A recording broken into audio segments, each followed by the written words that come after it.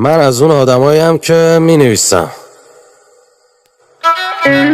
نه اینکه نویسنده باشم. می نویسم، حرفام می نویسم، اما یه سری چیزا رو نمیشه نوشت، مثل یه چیزی بین بغض و عشق که تو میبینی ولی بقیه نباید ببیننش. چون چیزی که تو از تو میبینی آبیه ولی وقتی مینویسیش قرمز میشه و تو باید سبز بشی.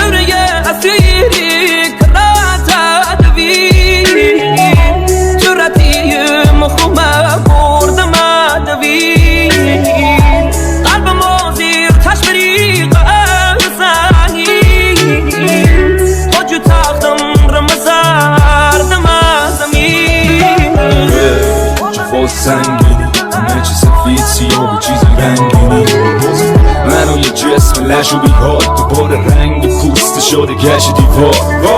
همه کشیدم که نمیگیره خندم با چشم و قفلم بین آتیش رو فندم یه اتاق تاریک با بوی دودگاری چه بخت گندی داری تو با جیب خوری.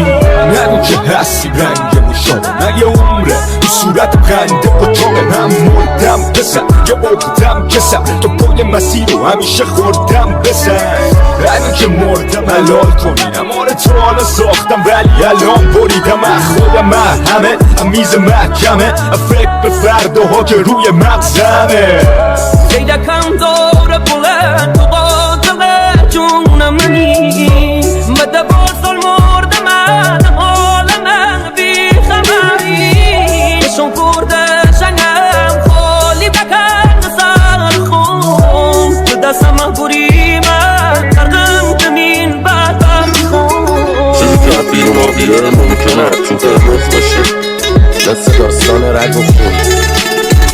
پس خیلی وقتا باید بین دوتا گزینه یا هردوشو انتخاب کنی یا هیچ کدوم، چون بدون هم معنی نمیدن و چیزی که معنی نمیده همون بهتره که نباشه.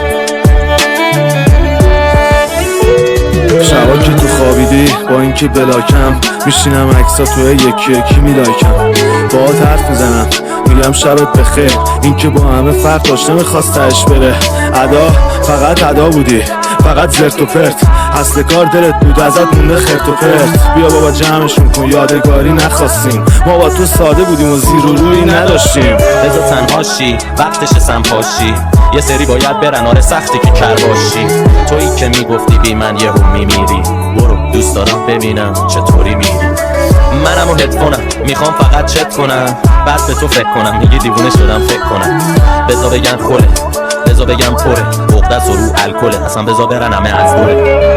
گرچه چیشه بردم چیه پلی گم کردم سخونیا جونمو بیا خدایی که زنیم به تک تک مجی یا چشه بسم به روز جدایی دلم بری دنارم نویا بردی بردی برده باغ رنگی غمونه بیا اونه یا نبردی. من دیشب تا حالا پای دود بودم دندون و بلیچ لازم ما که ادامون میشد میبینی اینی همه را میزنیم سی هیچ تازه.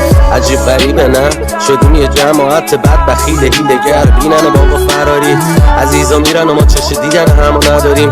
کمدت پره ولی میخواد پیرن منو دراری. عجیب خرابه نه اوزامون فقط برای هم پوزامون و وقت غم تنهاییم فقط هم میدونیم موقع تخت نت همراهیم پشت هم دشمنیم تو این وضعیت دیگه نمیتونی فش ندی. عجب فضاییه سر صفحه میگی به عجب قضاییه ولی پشت من میزنی به ترس اگه با آدم گشنه حرفی زدی هممونم گشنه ایم.